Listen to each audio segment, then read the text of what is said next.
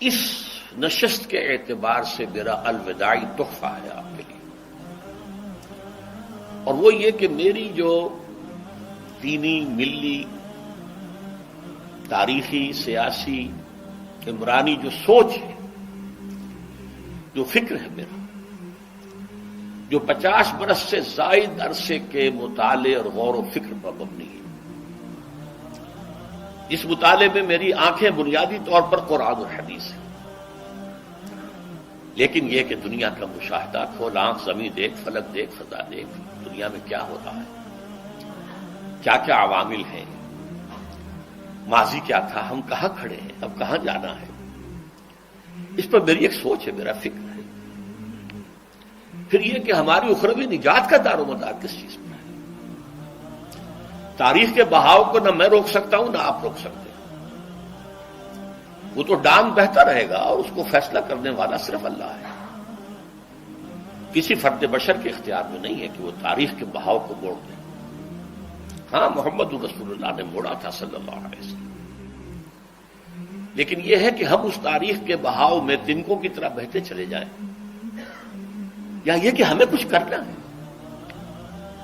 اس اعتبار سے میں اپنے فکر کا خلاصہ آج آپ کی خدمت میں پیش کروں گا، وہ میرا اس سلسلہ اجتماعات کے اعتبار سے الوداعی تحفہ ہوگا۔ اب میں آغاز کر رہا ہوں۔ پہلی بات، اس سبب میں 3 باتیں مجھے کہنی ہیں۔ سب سے پہلی بات یہ کہ زندگی کی سب سے بڑی حقیقت موت ہے۔ ہم بھلائے رکھتے ہیں، اپنے ذہن سے اسے دور رکھتے ہیں، لیکن واقعہ یہ ہے کہ زندگی کی سب سے بڑی حقیقت موت ہے۔ خدا کے منکر پیدا ہوئے ہیں، لیکن موت کا انکار کرنے والا تو کوئی پیدا نہیں ہوا۔ اس لیے میں نے آیت آپ کو سنائی، کل نفس ذائقۃ الموت، ہر سی نفس کو موت کا مزہ چکھنا ہے، ہر جاندار کو موت کا مزہ چکھنا ہے۔ ثم الینا ترجعون، پھر ہماری طرف لوٹا دیے جاؤ۔ تو زندگی کی سب سے اہم حقیقت موت، اور موت کے بعد رجوع الی اللہ، آخرت، یہ سب سے بڑی حقیقت ہے۔ ایک حقیقت سب مانتے ہیں، سب جانتے ہیں، دوسری حقیقت کے اوپر پردہ پڑا۔ میں نے اس اعتبار سے نوٹ کیا، یہ الفاظ قرآن میں 3 مرتبہ ہے، کل نفس ذائقۃ الموت، ہر جاندار کو موت کا مزہ چکھنا ہے۔ انبیاء اس سے مستثنا نہیں رہے، رسول اس سے مستثنا نہیں رہے، اولیاء اللہ مستثنا نہیں رہے۔ وقتی طور پر استثناء حضرت عیسیٰ کا ہے کہ ابھی وہ زندہ ہے، لیکن عیسیٰ یاتی علیہ الموت، حضور نے فرمایا عیسیٰ پر بھی موت آئے گی، جب دوبارہ آئیں گے، زمین پر اتریں گے، پھر اس کے بعد ان پر موت وارد ہوگی، ان کی نماز جنازہ پڑھی جائے گی، انہیں دفن کیا جائے گا حضور کے پہلو میں، شادی بھی کریں گے، اولاد بھی ہوگی۔ باقی تو یہ ہے کہ کل نفس ذائقۃ الموت، سب کو موت کا مزہ چکھنا ہے۔ عیسیٰ بھی بالآخر اس سے مستثنا نہیں رہیں گے، بلکہ قرآن میں ایک جگہ کہا گیا ہے افإن مت فهم الخالدون، کیا ہے نبی، اگر آپ کا انتقال ہو گیا تو یہ کیا ہمیشہ رہیں گے؟ کون ہے دنیا میں جو ہمیشہ رہے؟ انتقال تو ہونا، آپ کا بھی ہونا ہے۔ انک میت وانہم لمیتون،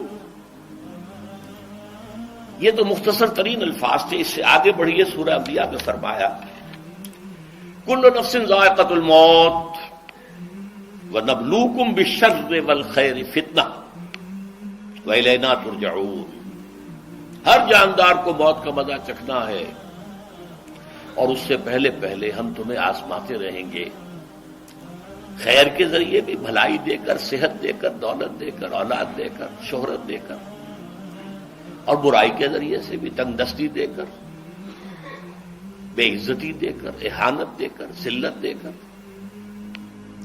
وَإِلَيْنَا تُرْجَعُونَ، اور پھر ہماری طرف لوٹائے جاؤ گے۔ یہ وہ دوسری حقیقت جو میں نے کہا کہ جس پر پردہ پڑا ہوا ہے، بہت بڑا پردہ ہے۔ لوگ یہی سمجھتے ہیں کہ یہی دنیا کی زندگی ہے۔ قرآن کہتا ہے ان الدار الآخرۃ لہی الحیوان لو کانوا یعلمون، یہ تو آخرت والی زندگی ہے جو اصل زندگی ہے، کاش کہ انہیں معلوم ہوتا۔ اس سے بھی زیادہ تفصیل سے یہ آل عمران میں آئی ہے آیت، کل نفس ذائقۃ الموت وانما توفون اجورکم یوم القیامہ، ہر جاندار کو موت کا مزہ چکھنا ہے اور پھر تمہیں پورا پورا تمہارا اجر اور بدلہ دے دیا جائے گا قیامت کے دن۔ فمن زحزح عن النار وادخل الجنة فقد فاز، جو کوئی آگ سے بچا لیا گیا اور جنت میں داخل کر دیا گیا وہ تو کامیاب ہو گیا۔ اللہم ربنا اجعلنا منہم، اللہم ربنا اجعلنا منہم، اللہم ربنا اجعلنا منہم۔ وما الحیات الدنیا الا متاع الغرور، اور دنیا کی زندگی تو سوائے دھوکے کے سامان کے اور کچھ نہیں۔ دھوکہ کس معنی میں؟ یہ تمہیں اصل زندگی سے غافل کر دیتی ہے۔ تم کہیں سفر پر جا رہے تھے، تمہارا کہیں گھر تھا، تمہیں واپس آنا تھا، تم راستے ہی میں کسی دلچسپی میں ایسے مگن ہوئے کہ گھر بار سب بھول گئے۔ یہ تو تمہارا عارضی سا سفر تھا، تم نے اسی کو اپنی منزل بنا لیا، اپنا ٹھکانہ بنا لیا، تو دھوکہ دیا اس نے تمہیں۔ ویسے دنیا کی زندگی دھوکہ نہیں ہے، بڑی حقیقت ہے، اس لیے کہ حضور نے فرمایا انما الدنیا مزرعۃ الآخرہ، یہ دنیا آخرت کی کھیتی ہے، یہاں بو گے تو وہاں کاٹو گے، یہاں کچھ کمائی کرو گے تو وہاں اس کا بدلہ ملے گا۔ اس اعتبار سے دنیا بہت بڑی حقیقت ہے، ایک ایک لمحہ بہت بڑی قیمتی شے ہے، لیکن اگر یہ دنیا تمہیں آخرت سے غافل کر دے تو اس سے بڑا دھوکے باز اور کوئی نہیں۔ یہ اصل دجال ہے۔ میں نے تقریباً 60 برس کی عمر کو جب میں پہنچا تھا تو موت کا انتظار شروع کر دیا تھا۔ میرے قریبی احباب کو معلوم ہے، میں کہتا رہا، یہ بھی کہتا رہا کہ بھائی میں اپنے حصے کا کام کر چکا، جتنی صلاحیت اللہ نے دی تھی، جتنی بھی میرے اندر استعداد تھی، میں اس کو بھرپور طریقے پر استعمال کر چکا۔ دم واپسی برسرے راہ ہے عزیز و اللہ ہی اللہ ہے، یہ میرا معاملہ رہا ہے 60 برس کی عمر سے۔ اس کے بعد اللہ نے مزید 14 برس دیے ہیں، یہ نافلۃ لک کے درجے میں کہتا ہوں، اس کا اللہ کا عطیہ خصوصی ہے، نفل ہے، ہمیشہ کہتا رہا ہوں۔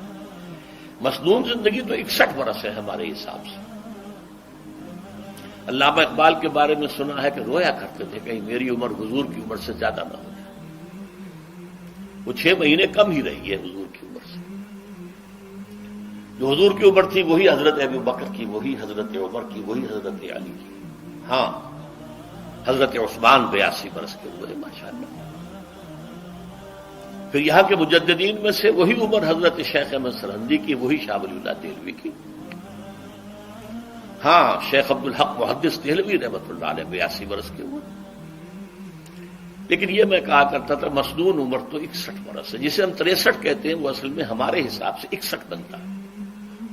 وہ 63 قمری ہے، جو 9 دن کم ہے، قمری سال جو ہے وہ شمسی سال سے۔ بہرحال میں اس وقت سے منتظر تھا، لیکن جو بھی وقت اللہ نے دیا ہے اللہ کا شکر ہے، وہ مفید کاموں میں لگا ہے۔ ان میں خاص طور پر میں سمجھتا ہوں کہ اللہ کا مجھ پر سب سے بڑا احسان، اور مجھے پر نہیں، بہت بڑے پیمانے پر لوگوں پر جو احسان ہوا ہے، وہ میرا 1998 کا دورہ ترجمہ قرآن ہے جو کراچی میں ہوا تھا۔ 1998 کے مارچ میں میرا بڑا آپریشن ہوا، دونوں گھٹنے تبدیل کیے گئے، لیکن 98 کے آخر میں، حالانکہ میں چل نہیں سکتا تھا، کراچی میں مسجد جو ہے اونچی ہے، دوسری منزل پر ہے، تو خاص ریمپ بنایا گیا جس کے ذریعے میں ویل چیئر پر مجھے لے جایا جاتا تھا۔ میں نے درس دیا۔ اس درس کی گزشتہ چند سالوں سے پوری دنیا میں جو گونج ہوئی ہے اللہ کے فضل و کرم سے، اللہ کوئی حکمت خداوندی اس کے ساتھ وابستہ ہے۔ اس میں میرے کسی کام کو دخل نہیں ہے، میری کسی کوشش کو دخل نہیں ہے۔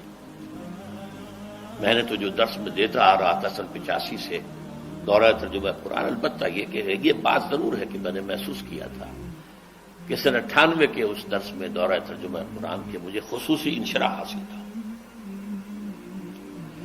میری ساری گفتگو کا حاصل کیا ہے؟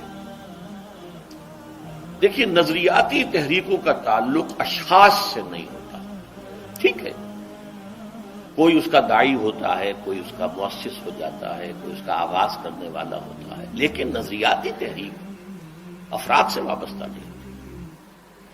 افراد آتے چلے جاتے ہیں اپنا اپنا حصے کا کام کر کے، جس کو جتنا مقدر ہے، جس کی اللہ تعالیٰ کی طرف سے توفیق ہے، وہ اپنا کام کرے گا، چلا جائے گا۔ یہ چمن یوں ہی رہے گا اور ہزاروں جانور اپنی اپنی بولیاں سے بول کر اڑ جائیں گے۔ مبارک ہیں وہ لوگ جنہیں قرآن کی بولی بولنا نصیب ہو جائے۔ وَإِنْ يَحْسَبُ أَنِّي مِنْهُمْ، مجھے گمان ہے، اللہ کا فضل ہے کہ میں ان میں سے ہوں، میں نے قرآن کی بولی بولی ہے، اور قرآن مجید کو جیسا کہ وہ ہے ایز اٹ از، اپنے کو مذمومہ خیالات، اپنے کوئی ذہن سے زائدہ نظریات کو میں نے اس میں دخل نہیں دیا۔ اسے انگریزی میں آپ آبجیکٹیولی کہتے ہیں، خالص معروضی طور پر قرآن کو پڑھا ہے، قرآن کو قرآن سے سمجھا ہے، یا پھر سیرت رسول سے سمجھا ہے۔ میں لفظ سنت کی بجائے سیرت استعمال کر رہا ہوں۔ قرآن مجسم حضور تھے صلی اللہ علیہ وسلم، اور حضور کی سیرت اور حیات جو ہے وہ قرآن مجید کی اصل تفسیر ہے۔ یہ حقیقت بھی بہت کم لوگوں کے علم ہے۔ وہ احادیث کا نام تو لیتے ہیں، احادیث بھی ہے، سیرت بھی تو احادیث ہی سے ہمیں ملتی ہے، لیکن میں خاص طور پر سنت یا حدیث کی بجائے سیرت کا استعمال۔ قرآن کی دو سورسز ہیں، قرآن خود اور سیرت رسول صلی اللہ علیہ وسلم۔ بہرحال انشاءاللہ العزیز یہ کام بڑھے گا، چلے گا، یہ میں ابھی بعد میں عرض کروں۔ تیرے عشق نچایا، تیرے عشق نچایا، تیرے عشق نچایا کر کے تھیا تھیا، چھیتی بوڑی وے طبیبا نہیں تے میں مر گئیاں، چھیتی بوڑی وے طبیبا نہیں تے میں مر گئیاں، تیرے عشق نچایا کر کے تھیا تھیا،